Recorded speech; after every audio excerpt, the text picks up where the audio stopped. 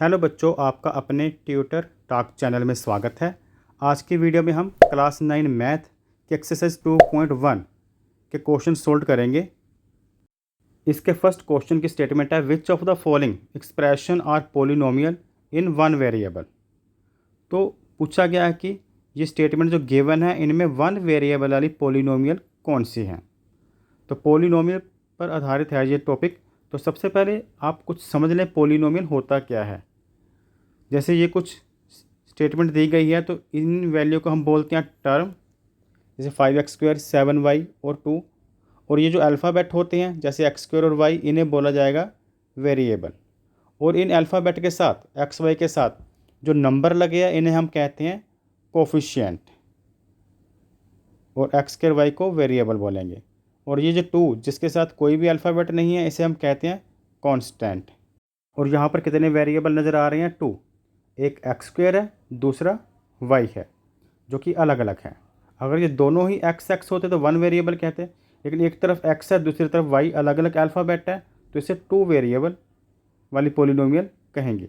दूसरा है कि जो पार्ट्स होती है इन वेरिएबल की वह होल नंबर में होनी चाहिए। जैसे x² है तो ये होल नंबर की पावर होगी 2, लेकिन यहाँ पर √x है तो रूट का मतलब होता है 1/2 पावर, तो ये होल नंबर वाली पावर नहीं है। अगर ऐसी सिचुएशन आती है तो उसे हम पोलिनोमियल नहीं कहते। तो चलिए फर्स्ट पार्ट इसका सोल्व करते हैं। तो हमने क्या निकालना है? पोलिनोमियल इन वन वेरिएबल को ढूंढना है। तो फर्स्ट इक्वेशन है 4x² - 3x + 7। यहाँ पर वेरिएबल देखें इस पूरी लाइन में तो केवल एक है x, और इसकी पार्ट्स देखें तो पहले x की पावर 2 है और दूसरे वाले x की पावर 1 है। पार्ट्स को हम एक्सपोनेंट भी बोलते हैं, तो इसलिए इसके बारे में आप लिख सकते हैं कि exponent of x are whole number, so it is one variable polynomial. तो नेक्स्ट स्टेटमेंट लिखते हैं इसकी, जो कि है y² + √2। अब इस स्टेटमेंट में देखें तो केवल एक अल्फ़ाबेट है, केवल एक वेरिएबल है। हमने वन वेरिएबल ही ढूंढना था, और उस वेरिएबल की भी जो पावर है वो क्या है? 2 है। 2 एक होल नंबर है, तो इसकी कंडीशन भी ठीक है कि exponent of y is whole number, so it is one variable polynomial. अब इस क्वेश्चन का थर्ड पार्ट करते हैं, जिसकी स्टेटमेंट है 3√t + t√2। तो यहाँ पर अगर हम देखें तो वेरिएबल तो एक है, दोनों साइड क्या है? t, तो वन वेरिएबल चाहिए था, वो है। सेकंड अगर बात करें तो क्या वेरिएबल की पावर होल नंबर है।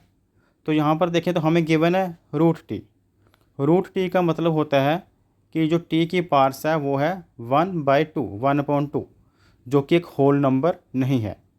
होल नंबर हम किन्हें कहते हैं? जैसे 0, 1, 2, 3 जितने पॉजिटिव नंबर आ गया इसे हम होल नंबर कहते हैं, जबकि जो 1/2 को होल नंबर नहीं कहा जा सकता, इसलिए हम लिखेंगे एक्सपोनेंट मतलब power of first term is not whole number, so it is not polynomial. Next हम इसका फोर्थ पार्ट करते हैं, जिसकी स्टेटमेंट है y + 2/y।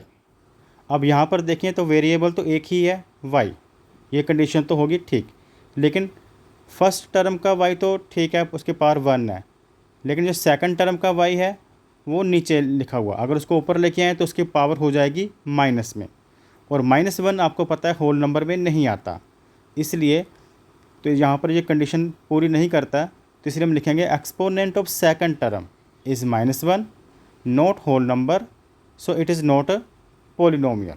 नेक्स्ट हम इसका फिफ्थ पार्ट करते हैं, जिसकी स्टेटमेंट है x⁻10 + y⁻3 + t⁻50।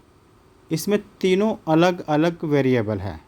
इन सब वेरिएबल की पावर देखें तो फर्स्ट टर्म की पावर 10 है, सेकंड टर्म में y की पावर 3 है, और थर्ड टर्म में t की पावर 50 है। सभी होल नंबर है, लेकिन हमारी कंडीशन ये भी थी कि वन वेरिएबल होना चाहिए, लेकिन यहाँ पर 3 वेरिएबल हैं x, y एंड t, इसलिए हम इसमें लिखेंगे there are 3 variable x, y and t, so it is not one variable. Question number 2 की स्टेटमेंट है write the coefficient of x² in each of the following.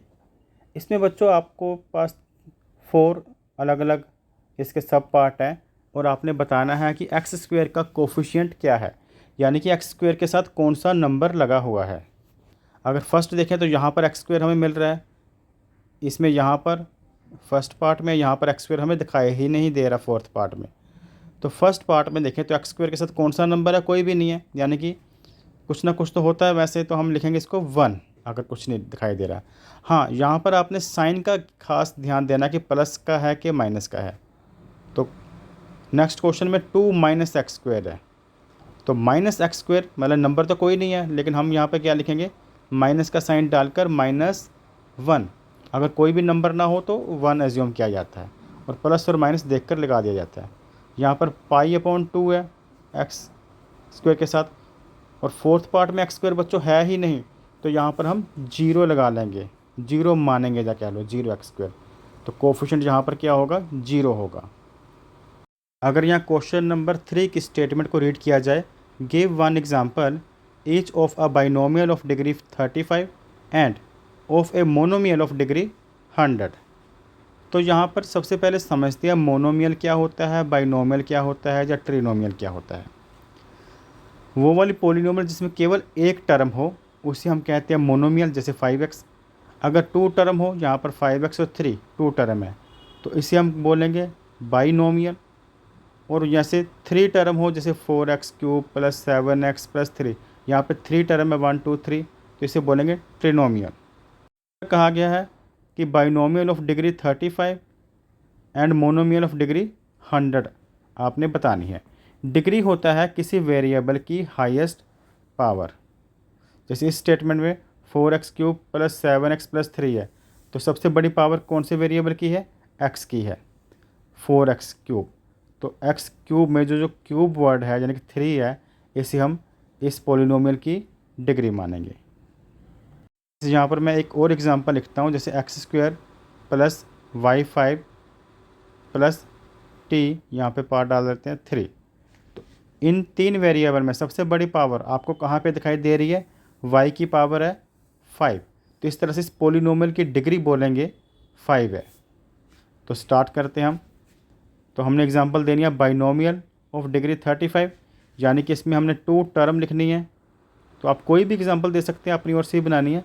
तो जैसे मैंने बनाई है 5x और यहाँ पे प्लस डाल दिया, नंबर यहाँ लिख देते 3y।